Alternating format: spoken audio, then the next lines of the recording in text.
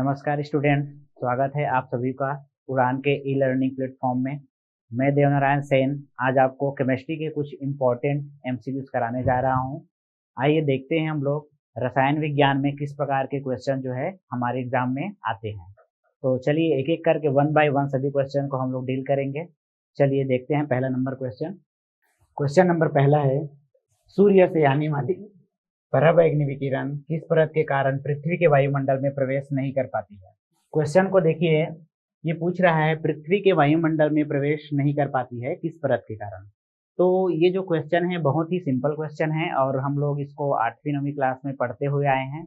मेरा इतना simple question लाने का उद्देश्य था कि जो केमिस्ट्री हम स्टार्ट करेंगे तो बहुत ही ज़्यादा जटिल प्रश्नों से ना करके हम लोग बहुत सिंपल प्रश्नों से करेंगे, फिर धीरे धीरे हम लोग थोड़ा सा एडवांस लेवल की तरफ बढ़ते जाएंगे। तो देखिए, सूर्य से आने वाली पराबैंगनी विकिरण के बारे में पूछा जा रहा है। हम लोग इसके बारे में स्टार्टिंग से ही पढ़ते आ रहे हैं कि ये जो है किस परत के कारण पृथ्वी के वायुमंडल में प्रवेश नहीं कर पाती। इसका आंसर है ओजोन।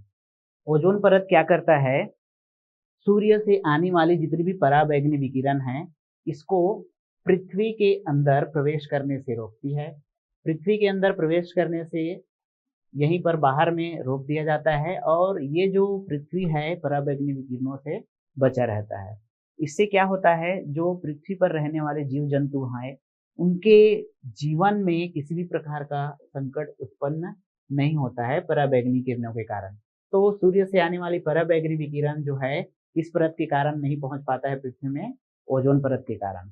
चलिए नेक्स्ट क्वेश्चन देखते हैं, कौन सी अक्रिय गैस समुद्री गोताखोरों द्वारा श्वसन के लिए वायु में उपस्थित नाइट्रोजन के स्थान पर उपयोग करते हैं। देखिए ये भी बहुत ही सिंपल क्वेश्चन है। समुद्री गोताखोरों द्वारा श्वसन के लिए वायु में उपस्थित नाइट्रोजन के स्थान पर उपयोग करते हैं। यहाँ पर ऑप्शन देखते हैं हम लोग क्या क्या है। सबसे पहले देखिए नियान, आर्गन, क्रिप्टान और हीलियम। ये जो ऑप्शन है इसका सही जवाब होगा हीलियम। अब बात करते हैं कि समुद्री गोताखोर जो है श्वसन के लिए वायु में उपस्थित नाइट्रोजन के स्थान पर उपयोग करते हैं हीलियम को। तो ऐसा क्या है कि हमें जो है डायरेक्ट ऑक्सीजन यूज करने में दिक्कत होती है। तो देखिए ऑक्सीजन जो होता है शुद्ध अवस्था में भारी होता है, इसकी प्रकृति जो है भारी होती है, और अगर हम डायरेक्ट ऑक्सीजन को यूज करेंगे तो इससे क्या होगा, हमारा जो फेफड़ा है, लंग्स है, इसको चोट पहुंचने की संभावना रहती है क्योंकि इसकी प्रकृति जो होती है भारी होती है। और हम देखते हैं कि जब हम इन्वायरमेंट से, वातावरण से श्वसन की प्रक्रिया द्वारा वायु को ग्रहण करते हैं तो इसमें जो है एयर है और एयर में भी बहुत सारे गैसें सम्मिलित है, जिसमें सबसे ज्यादा होता है नाइट्रोजन 78%। तो हम क्या देखते हैं, ये जो हीलियम गैस जो होता है ये यूज किया जाता है और नाइट्रोजन भी यूज किया जाता है। ऑक्सीजन के साथ नाइट्रोजन भी यूज किया जाता है और हीलियम भी। नाइट्रोजन जो होता है कम गहराई में जाने पर नाइट्रोजन का यूज करते हैं और ज्यादा गहराई पर जाना है आपको 300 फीट के नीचे जाना है लगभग, तो वहां पर जो है हीलियम गैस का यूज किया जाता है। तो इसका आंसर होगा हीलियम। चलिए बढ़ते हैं नेक्स्ट क्वेश्चन की तरफ। सोडियम धातु का संग्रह निम्नलिखित में डुबोकर किया जाता है। किस में डुबाया जाता है सोडियम धातु को? तो देखिए ऑप्शन पढ़ते हैं, केरोसिन, केरोसिन है, फिर देखते हैं हवा में, जल में, अमोनिया में, इसमें डुबाया जाता है सोडियम को। तो देखिए सोडियम जो होता है अत्यधिक अभिक्रियाशील धातु होता है, इसको हमेशा जो है मिट्टी के तेल या केरोसिन में डुबा कर रखा जाता है। ये क्वेश्चन जो है जनरली कई एग्जाम में पूछा जा चुका है, सामान्यतः ये क्वेश्चन बहुत बार आ चुका है। तो आप लोग याद रखोगे सोडियम धातु जो है केरोसिन में या मिट्टी के तेल में डुबा कर रखा जाता है। अगला प्रश्न देखते हैं, मुक्त वायु में खुला छोड़ने पर लोहे में जंग लग जाता है। वायु का कौन सा घटक लोहे पर जंग लगने के लिए उत्तरदायी है? देखिए जंग लगने के लिए कौन सा घटक उत्तरदायी यहाँ पर पूछा जा रहा है। तो ऑप्शन देखते हैं क्या क्या ऑप्शन है। वायु में विद्यमान ऑक्सीजन, वायु में मौजूद नमी, वायु में विद्यमान कार्बन डाइऑक्साइड। लोहे पर जंग लगने के लिए दो चीजें सबसे ज्यादा आवश्यक होती है, वो चीजें हैं वायु में विद्यमान ऑक्सीजन और नमी। जब ऑक्सीजन और नमी मिलता है तभी लोहे पर जंग लगता है। तो देखिए इसका आंसर क्या होगा, ऑप्शन देखिए, ए में दिया है केवल 1, बी में दिया है केवल 2, सी में दिया है 1 और 2। तो देखिए वायु में विद्यमान ऑक्सीजन और वायु में मौजूद नमी, ये दोनों चीजें मिलता है तब किसी भी कंडीशन में जंग जो है लगता है। तो इसका सही आंसर होगा ऑप्शन नंबर सी, 1 और 2। एक चीज और होता है, जिंक का कोटिंग करके भी, जिंक का कोटिंग करके भी जंग से सुरक्षित रखा जाता है धातुओं को, जिसको हम लोग बोलते हैं गैल्वेनाइजेशन का प्रोसेस, गैल्वेनाइजेशन के नाम से हम जानते हैं। तो इसका सही आंसर होगा ऑप्शन नंबर सी। चलिए नेक्स्ट क्वेश्चन देखते हैं। कोबाल्ट 60 आमतौर पर चिकित्सा में प्रयुक्त होता है क्योंकि यह उत्सर्जित करता है। यहाँ पर कोबाल्ट 60 के बारे में पूछा गया है, कोबाल्ट 60 जो है क्या करता है।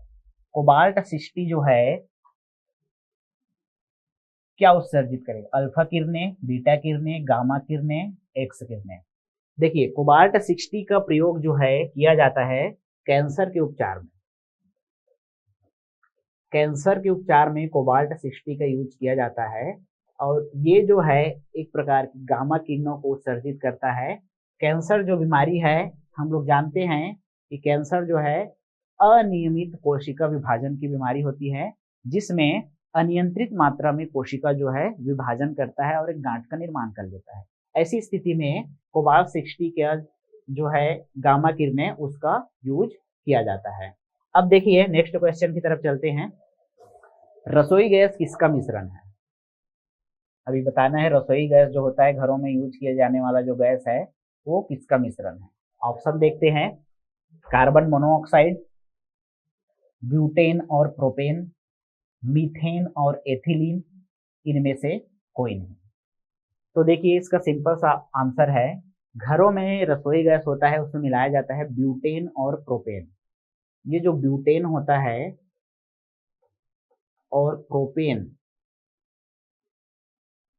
इसका मिश्रण जो होता है रसोई गैस में मिलाया जाता है। इसमें जो है एक और पदार्थ होता है, एक और रसायन होता है जिसके कारण जो है गंध जो है हमें प्राप्त होता है।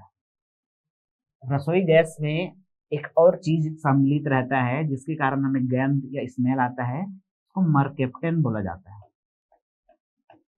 तो इसका नाम भी याद रखना है, कौन सा रसायन है, मरकेप्टन है, जो रसोई गैस में मिला हुआ रहता है। इसी प्रकार से क्वेश्चन जो है आपको हल करना है। चलिए आगे बढ़ते हैं हम लोग। नेक्स्ट क्वेश्चन, निम्नलिखित गैसों में से कौन सी प्रकाश संश्लेषण प्रक्रिया के लिए आवश्यक है? देखिए यहाँ पर जो है फोटोसिंथेसिस से प्रश्न है, प्रकाश संश्लेषण, फोटोसिंथेसिस, फोटोसिंथेसिस के लिए क्या क्या चीजें आवश्यक है भाई? तो देखिए फोटोसिंथेसिस के लिए आवश्यक है सूर्य की किरणें, प्रकाश, फिर आवश्यक है कार्बन डाइऑक्साइड, फिर आवश्यक है पानी H2O या वाटर। ये जो आवश्यक चीजें हैं प्रकाश संश्लेषण के लिए जरूरी है। तो हम ऑप्शन में देखते हैं क्या क्या है। CO कार्बन मोनोऑक्साइड, ये हमारा ऑप्शन नहीं हो सकता है। CO2, यहाँ पर CO2 दिया गया है, देखिए भाई CO2 है क्या, बिल्कुल CO2 है, यहाँ पर CO2 दिया गया है। इसके नीचे क्या है, नाइट्रोजन है और ऑक्सीजन है, ये तो नहीं हो सकता है, नाइट्रोजन और ऑक्सीजन जो है इसका आंसर नहीं होगा। तो प्रकाश संश्लेषण प्रक्रिया के लिए आवश्यक गैसें कौन सी है, कार्बन डाइऑक्साइड, इसका सही आंसर होगा। चलिए नेक्स्ट क्वेश्चन देखते हैं। एक नाभिकीय रिएक्टर में भारी जल का क्या कार्य होता है? भारी जल मतलब D2O, भारी जल का क्या कार्य रहता है? तो हम लोग देखते हैं, न्यूट्रॉन की गति को कम करता है, न्यूट्रॉन की गति को बढ़ाता है, रिएक्टर को ठंडा करता है, नाभिकीय प्रक्रिया को रोकता है। देखिए क्वेश्चन जो है इसी प्रकार से आपको पूछा जाएगा, भारी जल जो होता है ये न्यूट्रॉन की गति को कम करते हैं। न्यूट्रॉन की गति को जब ये कम करेगा तो नाभिकीय रिएक्टर में होने वाला रिएक्शन जो है उसकी स्पीड जो है कम हो जाएगी और फाइनली वो प्रोसेस जो है धीमे होगा और अंत में वो रुक जाएगा। यहाँ पर भारी जल के साथ साथ एक और चीज है जिसका उपयोग किया जाता है, तो वो है छड़। किसका छड़ है? तो यहाँ पर यूज किया जाता है ग्रेफाइट की छड़। इसके क्षण का भी यूज किया जाता है न्यूट्रॉन की गति को धीमा करने के लिए। तो ऑप्शन में यहाँ पर सिर्फ दिया है भारी जल के बारे में, लेकिन ग्रेफाइट का जो छड़ है ये भी उसके स्पीड को क्या कर देता है, धीमा कर देता है। एक प्रकार से ये जो है मंदक की भांति कार्य करता है, मॉडरेटर। तो याद रखेंगे, इसका आंसर होगा न्यूट्रॉन को गति को कम कर देना। चलिए नेक्स्ट क्वेश्चन की तरफ बढ़ते हैं। निम्नलिखित में से कौन सा हास्य गैस के रूप में प्रयुक्त होता है? हास्य गैस, इसको हम लोग बोलते हैं लाफिंग गैस भी बोलते हैं। लाफिंग गैस के नाम से भी जाना जाता है हास्य गैस को। हास्य गैस क्या है देखते हैं ऑप्शन में। नाइट्रस ऑक्साइड, नाइट्रस ऑक्साइड, फिर सेकंड नंबर पे ऑप्शन पे देखिए नाइट्रोजन डाइऑक्साइड, सी नंबर पे दिया है नाइट्रोजन ट्राइऑक्साइड, फिर है नाइट्रोजन टेट्रा ऑक्साइड। हम लोग शुरू से इसको पढ़ते आए हैं भाई कि नाइट्रस ऑक्साइड जो होता है लाफिंग गैस के रूप में जाना जाता है। लाफिंग गैस क्या होता है?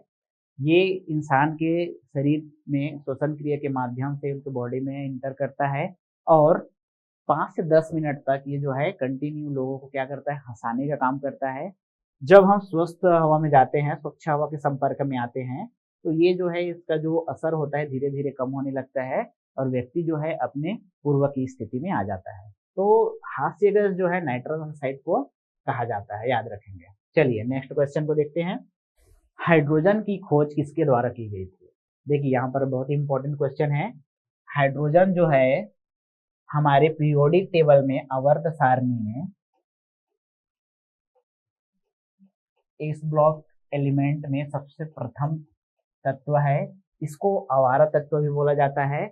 इसकी जो प्रॉपर्टीज होती है वो किसी भी ब्लॉक में फिट होने योग्य है। ये जो है सभी तत्वों की भांति इनका थोड़ा थोड़ा व्यवहार जो है शामिल है। कहा जा सकता है ये जो है किसी भी जगह सेट हो सकता है, लेकिन इसको इस ब्लॉक में ही रखा गया है फिलहाल के लिए। तो देखिए वर्तमान में हाइड्रोजन जो है एस ब्लॉक में है और इसी को आवर्त तत्व के नाम से जाना जाता है। इसका खोज किसने किया था? तो यहाँ पर है ऑप्शन देखिए, चार्ल्स कैवेंडिश, प्रिस्टले, बायल। यहाँ पर इसका सही आंसर है कैवेंडिश। कैवेंडिश नामक साइंटिस्ट ने हाइड्रोजन का खोज किया था। चलिए आगे बढ़ते हैं नेक्स्ट क्वेश्चन की तरफ। कौन सा तत्व सूर्य में सर्वाधिक मात्रा में पाया जाता है? यहाँ पर क्वेश्चन पूछा गया है सूर्य में सर्वाधिक मात्रा में पाया जाने वाला तत्व कौन सा है? ऑप्शन देखिए, हाइड्रोजन, ऑक्सीजन, आर्गन, क्रिप्टॉन। सूर्य में जो हमें ऊर्जा मिलती है नाभिकीय संलयन के द्वारा मिलती है। सूर्य में नाभिकीय संलयन होता है और उसमें सबसे ज्यादा मात्रा में जो तत्व है वो है हाइड्रोजन, फिर उसके बाद है हीलियम। हमारे पास पूछा गया है सर्वाधिक मात्रा में कौन सा तत्व है, इसका सही आंसर होगा हाइड्रोजन। चलिए देखते हैं नेक्स्ट क्वेश्चन। सामान्यतः निम्न में से किसे भविष्य का ईंधन कहा जाता है? देखिए भविष्य का ईंधन मतलब फ्यूचर फ्यूल। किसे भविष्य का ईंधन कहा जाता है? ऑप्शन देखते हैं, हाइड्रोजन, मीथेन, प्राकृतिक गैस, इथेनॉल। हम बात करेंगे अगर फॉसिल फ्यूल के बारे में, जीवाश्म ईंधन के बारे में, तो जीवाश्म ईंधन जो है पृथ्वी में सीमित मात्रा में है। जीवाश्म ईंधन एक समय बाद समाप्त हो जाएंगे। तो हमारे पास फ्यूचर में सबसे ज्यादा जो मात्रा ईंधन की रहेगी वो प्रोड्यूस किया जा सकेगा हाइड्रोजन के द्वारा। हम लोग नाभिकीय विखंडन और नाभिकीय संलयन दो टर्म पढ़ते हैं, विखंडन और संलयन। विखंडन मतलब होता है बड़े अणुओं का छोटे अणुओं में टूटना। संलयन मतलब होता है छोटे अणुओं का बड़े अणुओं में जुड़ना। तो ये जो दो प्रोसेस है ये ऐसी प्रक्रिया है जिसके अंतर्गत अत्यधिक मात्रा में ऊर्जा मिलता है। तो भविष्य का ईंधन जो है हाइड्रोजन को कहा जाता है, याद रखेंगे। चलिए देखते हैं नेक्स्ट क्वेश्चन। एक जलीय विलयन जिसका पीएच 0 हो होगा। देखिए यहाँ पर अम्ल और क्षार से संबंधित क्वेश्चन है। जलीय विलयन के बारे में पूछा गया है। जलीय विलयन जिसका पीएच 0 है क्या होगा? अम्लीय होगा, क्षारीय होगा, उभयधर्मी होगा या उदासीन होगा। यहाँ पर इसको समझने के लिए मैं एक स्केल बनाता हूं। 0 से लेकर 14 तक की संख्या, बीच में मैं लिख रहा हूं नंबर 7। देखेंगे 0 से 7 तक की जो संख्याएं होती है, या आप बोल सकते हो 7 से पहले 6, 5, 4, 3, 2, 1, 0, ये जो है अम्लीय प्रकृति का होता है। अम्लीय प्रकृति, या आप बोल सकते हो एसिडिक नेचर। और जो 7 नंबर होता है स्वयं, ये होता है उदासीन। और 7 से आगे बढ़ेंगे हम लोग 8, 9, 10, 11, 12, 13, 14, तो ये हो जाएगा क्षारीय प्रकृति। क्षारीय प्रकृति। तो देखिए क्वेश्चन क्या है, जलीय विलयन जिसका पीएच 0 हो। तो यहाँ पर देखिए 0 कहाँ पर है? यहाँ पर। कौन सी प्रकृति है? अम्लीय प्रकृति। तो यहाँ पर सही आंसर होगा ऑप्शन नंबर ए, अम्लीय। चलिए देखते हैं नेक्स्ट क्वेश्चन। भारत में आमों को पकाने के लिए सबसे अधिक इस्तेमाल किए जाने वाला रसायन निम्नलिखित में से कौन सा है? क्या पूछ रहा है? रसायन के बारे में पूछ रहा है। कौन सा रसायन है? जनरली आम ही नहीं, मैक्सिमम जो फल है उसको पकाने के लिए यूज किया जाता है। देखिए potassium iodide, silver iodide, ammonium nitrate, ethylene. जैसे मैं बात करूं केला, आम, पपीता, बहुत सारे जो फ्रूट है इसको पकाने के लिए यूज किया जाता है एथिलीन गैस का। ये जो एथिलीन जो गैस होता है, एथिलीन गैस निकलता है कार्बाइड नामक रसायन से। इसका यूज किया जाता है फलों को पकाने के लिए, तो गैस निकलता है एथिलीन। ये क्या करता है? कच्चे फलों को पका देता है। तो आम ही नहीं, जनरली फलों को पकाने के लिए यूज किया जाने वाला जो गैसीय रसायन है वो क्या है? एथिलीन। याद रखेंगे सभी स्टूडेंट। चलिए नेक्स्ट क्वेश्चन की तरफ बढ़ते हैं। सभी अम्लों के लिए रसायन तत्व है। सभी अम्लों के लिए रसायन तत्व है। क्वेश्चन पूछ रहा है कि सभी अम्लों में पाया जाने वाला कोई ऐसा रासायनिक तत्व जो सभी में मौजूद है। तो देखिए अम्ल क्या होता है? HCl, H2SO4, ये सब क्या होता है? अम्ल होता है। तो ये पूछा क्या है? ऑक्सीजन है ऑप्शन में, हाइड्रोजन है, नाइट्रोजन है, सल्फर है। देखिए अम्लों में एक तत्व है जो कॉमन है, क्या है? हाइड्रोजन। किसी भी अम्ल में आप देखोगे हाइड्रोजन आपको कॉमन देखने को मिलेगा, तो इसका सही आंसर क्या होगा? हाइड्रोजन। हाइड्रोजन होगा सही आंसर। तो इस प्रकार के जो क्वेश्चन हैं हमारे आगामी एग्जाम के दृष्टिकोण से बहुत ही महत्वपूर्ण हैं। तो आने वाले वीडियोस में हम इसी प्रकार के क्वेश्चन को करेंगे। तो हमारे साथ बने रहिएगा और मिलते हैं नेक्स्ट वीडियो में। धन्यवाद।